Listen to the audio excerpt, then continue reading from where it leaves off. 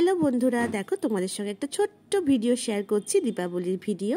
তা দেখো, এটা 14 প্রদীপ যেদিনকে মানে কালী পুজোর আগের দিন 14 শাক খাওয়ার যে নিয়মটা আছে, সে 14 শাক খাওয়ার ভিডিওটা আর করা হয়নি। তা দেখো, সন্ধেবেলা 14টা প্রদীপ ঘি দিয়ে সুন্দর করে সাজিয়ে নিয়েছি। এবার জ্বালিয়ে সব জায়গায় ঠাকুরকে আরতি করে সব জায়গায় জায়গায় বসিয়ে দেবো, দরজায় দরজায়। তা দেখো, এই যে ছেলেও একটু প্রদীপগুলো জ্বালাচ্ছে। এই প্রদীপগুলো জ্বালিয়ে ঠাকুরকে আরতি করে নিয়ে সব জায়গায় তুলসী তলায়, মেন দরজায়, ঘরে ঘরে সব জায়গায় দিতে হয়। এটা অনেকেরই প্রায় নিয়মটা আছে। আর একটু ধুনো ধরিয়ে নিলাম। একটু বেশ ধুনোর গন্ধটা কিন্তু আমার দারুণ লাগে। ধুনোটা একটু ঘরে টরে দিলে, আজকে সবাই বলে যত প্রদীপ জ্বালানো যায়, যত এইসব ধুনো টুনো দেওয়া যায় ভালো হয় নাকি, যেহেতু এটা ভূত চতুর্দশী নাম, সেই কারণে। যাই হোক, আমি একটুখানি সন্ধ্যেবেলা সব জায়গায় ঠাকুরকে দেখিয়ে নিই, সব কটা ঘরে একটু ধুনো দিয়ে দিলাম। আর ধুনোর গন্ধটা আমার ভীষণই ভালো লাগে, কিন্তু ধোঁয়াতে একটু কষ্ট হয়, তাই জন্য আর বেশি দিন জ্বালানো হয় না। বিশেষ পুজো আশ্রাতেই জ্বালানো হয়, লক্ষ্মী পুজো, কালী পুজো, আরও যেসব দিনগুলোতে একটু বিশেষ পুজো থাকে তখনই জ্বালাই। তা দেখো, ঠাকুরকে দিয়ে দিলাম। আর বেশিক্ষণ ধোঁয়াটা দিলে আমার একটু কষ্টও হয়। তা কারা কারা 14 শাক খেয়েছো আর 14 প্রদীপ জ্বালিয়েছো একটু কমেন্টস করে জানিও। দেখো, প্রদীপ ধরানো হয়ে যাওয়ার পরে আমি একটু ডেকোরেশন করবো বলে সুন্দর কয়েকটা প্রদীপ নিয়ে এসেছিলাম।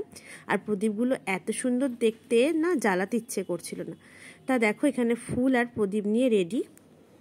তা দেখো, আমি ফুলগুলো ছিঁড়ে সুন্দর একটা রঙ্গোলি টাইপের বানাবো, এবং দেখতে কিন্তু খুব সুন্দর লাগে। তা এবার ফুলের প্রচুর দাম, তাই ফুলটা একটু অল্প হয়ে গেছে। মানে অনেক ফুলই আনতে দিয়েছিলাম, যাই হোক হয়নি। 2-3টে মালা পেয়েছে, সব ফুল পাওয়া যায়নি, তাই অল্প ফুলের মধ্যে দিয়ে ছোট্ট করে একটা ঠাকুর ঘরে ডেকোরেশন করলাম। আর ওই যে কালারিং প্রদীপগুলো আনিয়েছিলাম, এই ফুলের ডেকোরেশনের ওপরে দিয়ে জ্বালালে দেখতে কিন্তু দারুণ লাগে। তা প্রথমে যে এটা করবো বলেছিলাম, তা সেটা একটা গোটা ফুল দিয়ে স্ট্রাকচার করে নিলাম।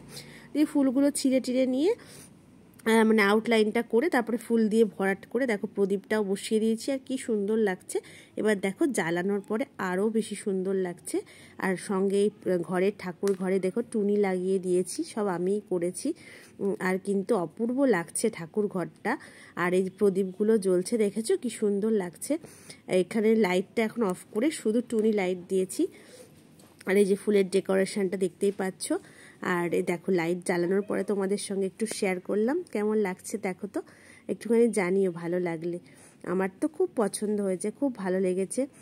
আমার বেশ এই ধরনের কাজগুলো করতে কিন্তু খুব ভালো লাগে। ঠাকুরের আলপনা দেওয়া, এরকম ফুলের রঙ্গোলি বা কালারিং যেসব দিয়ে রঙ্গোলি করতে হয়।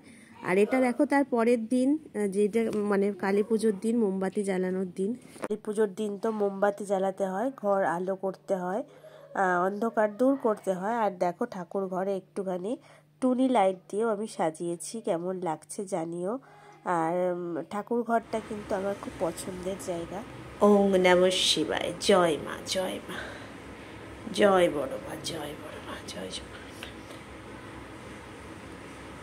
প্রদীপও জ্বালিয়েছি। এটা দেখো, রূপোর প্রদীপ জ্বালিয়ে ঠাকুরকে একটু আরতি করলাম। এরপর একটুখানি ছেলে বাজি ফাটাবে বলে বায়না করছিল, তা ও বাজি ফাটালো। আর এই বাজিতে, এই রং মশালগুলোতে ভীষণ পরিমাণ ধোঁয়া হয়, একটুখানি কষ্ট হয়, শ্বাসকষ্ট হয়, তাই ওকে একটু মাস্ক পরিয়ে দিয়েছিলাম।